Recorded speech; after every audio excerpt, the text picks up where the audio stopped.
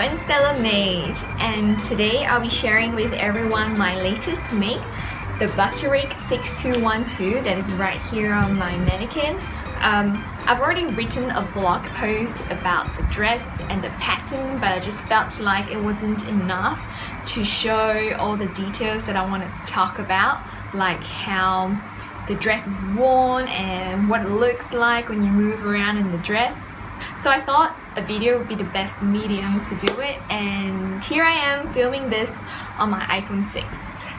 A little bit more about the pattern before we go into the details. This is a pattern by the MacLeod pattern company, and it's a pattern that is reproduced from an original vintage design from the 1952.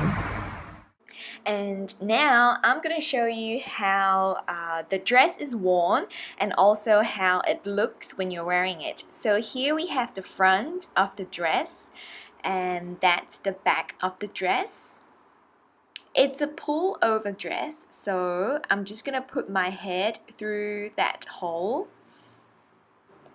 One thing that I've learned from making this video is that it is definitely not a good idea to have had your hair done before putting the dress on, because I am obviously struggling over there. And there we go. The back of the dress is secured across the front with a concealed elastic hook and eye closure, which you can see in the video. There is that little piece of elastic, and then the front of the dress is secured to the back with the buttons.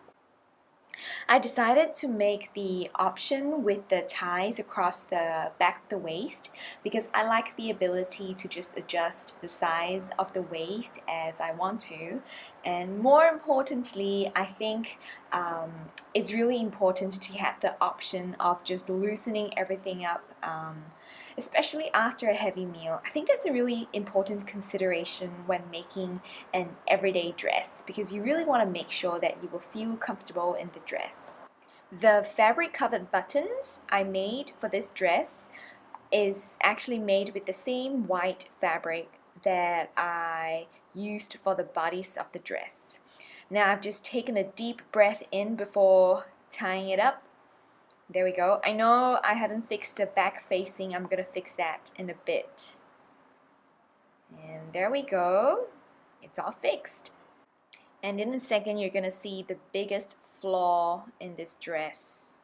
And that's with the armhole. There we go. Oh man, look at that. I just don't know how to fix that hole.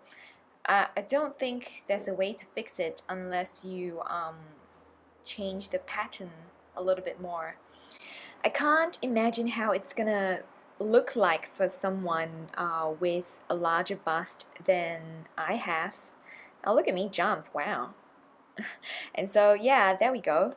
If you just take a really close look at my bodice right here, you will see that I seem to have two vertical dots just running across from top to bottom of my bust, because that's where I folded in some excess fabric and top stitched it to make it stay in place. And now this.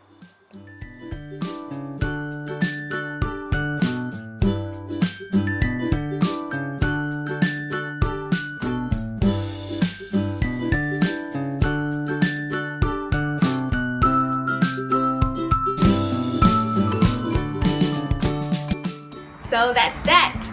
Well, if you haven't already, you should check out my original blog post on this sewing pattern and this dress. In the blog post, I've actually talked a lot more about the modifications that I made for the dress to fit my body, and also more photos of the dress and stuff like that. In case you're wondering, this is also a dress that I've made. I made it using a 1950s vintage reproduction pattern by Simplicity, and hopefully I'll be able to share it on the blog with everyone soon. If you like to have a look at more of the stuff that I make, if you like sewing, knitting, crochet with a bit of vintage flair, you should follow me on my Instagram at Gwenstella Made, and also my blog at gwenstellamade.wordpress.com. See you later!